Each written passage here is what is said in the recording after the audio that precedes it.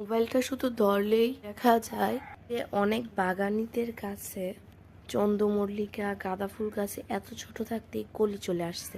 অনেকের গাছে তো ফুল ফুটাও শুরু করে দিয়েছে। আর আমার এদিকে এত বড় বড় 3টা গাঁদা ফুল গাছে এখন পর্যন্ত একটা কলি শুধু আসছে না, আর ফুল। আর ওইদিকে আমার বড় বড় 2টা চন্দ্রমল্লিকা ফুল গাছ আছে, ওইখানেও যদি একটা কলি আসতো তাহলে মারা যেত। ভাই তোদের গাছে কলি চলে আসে আর আমার গাছটানে কেন কলি আসছে না? যদি তোমরা কেউ জানো অবশ্যই আমাকে কমেন্টে বলবা। আর আমার গলার সাউন্ডকে সবাই ইগনোর করবা, কারণ আমার ঠান্ডা, এর মধ্যেও আমি তোমাদের ভিডিও আপলোড দিচ্ছি।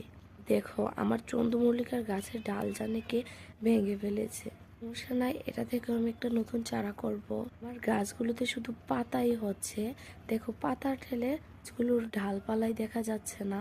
কলি তো আসবে দূরের কথা।